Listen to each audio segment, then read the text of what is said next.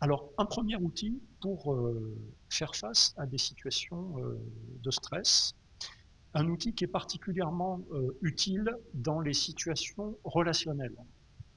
Donc un outil alors qui marche bien quand vous êtes dans une relation, dans une situation relationnelle où il y a un stress. Euh, la dernière personne à qui je l'ai fait expérimenter, c'est un manager d'équipe qui est dans une équipe en reconstruction et où c'est fort compliqué et qui était extrêmement stressé parce qu'il prenait à longueur de journée des critiques de tous les membres de son équipe, quoi qu'ils fassent, quoi qu'ils disent, de toute façon, il y en avait un qui râlait, voire plusieurs. Voilà. Vous voyez ce type de situation-là. Donc c'est typiquement quelque chose qui peut fonctionner dans des relations interpersonnelles, alors de toute nature, ça peut fonctionner dans un couple, en famille, ça peut fonctionner dans des relations professionnelles, ça peut fonctionner dans des relations amicales. Et donc cet outil, je l'appelle, je ne suis pas le seul à l'appeler comme ça, mais je l'appelle la technique du cockpit. Voilà.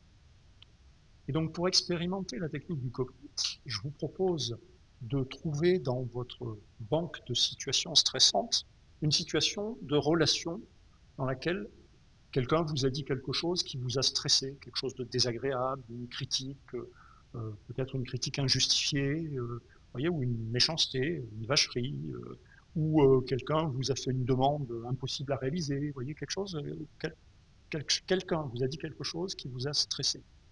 Voilà. Et je vous invite à prendre cette situation et à vous y plonger quelques instants, de la même façon à vous faire une image de cette situation au moment où la personne vous dit cette chose désagréable, au moment où vous recevez cette critique injustifiée, cette méchanceté, et où ça vous met en stress. Ça vous génère une émotion désagréable. Voilà.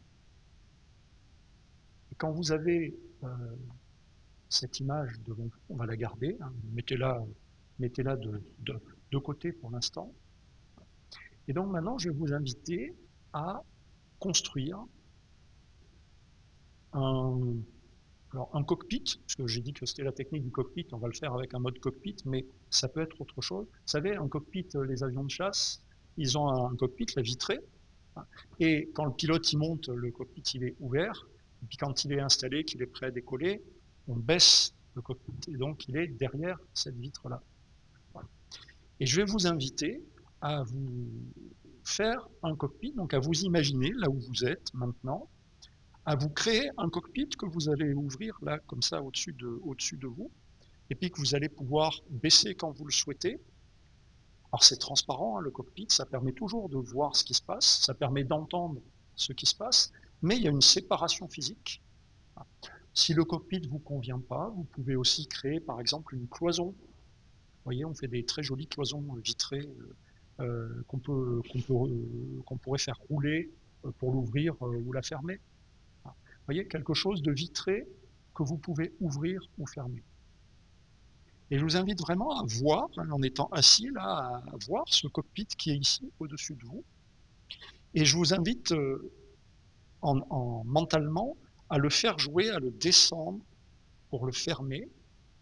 Et là, vous me voyez derrière votre cockpit. Voilà. Puis je vous invite à le rouvrir. Et là, vous me voyez sans la séparation du cockpit. Vous voyez, c'est cet outil qui peut jouer. Et donc, maintenant, ce que je vais vous proposer de faire, c'est de baisser le cockpit. Et puis quand le cockpit est bien baissé, que vous êtes à l'aise dans cette bulle de verre fermée, où vous voyez ce qui se passe, mais vous êtes derrière cette bulle, je vais vous inviter à reprendre la situation où quelqu'un vous a dit quelque chose de désagréable.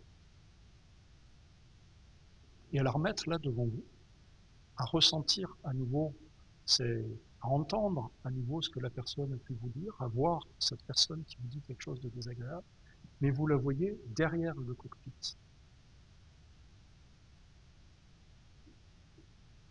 Et je vous invite à vous laisser ressentir qu'est-ce qui a changé, parce que quelque chose a changé par rapport à la première fois où vous avez regardé la situation et où il n'y avait pas le cockpit.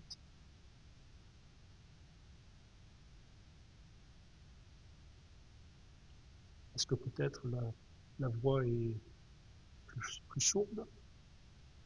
Est-ce que peut-être le ressenti que vous avez est différent? Est-ce que peut-être vous voyez les choses d'une autre façon?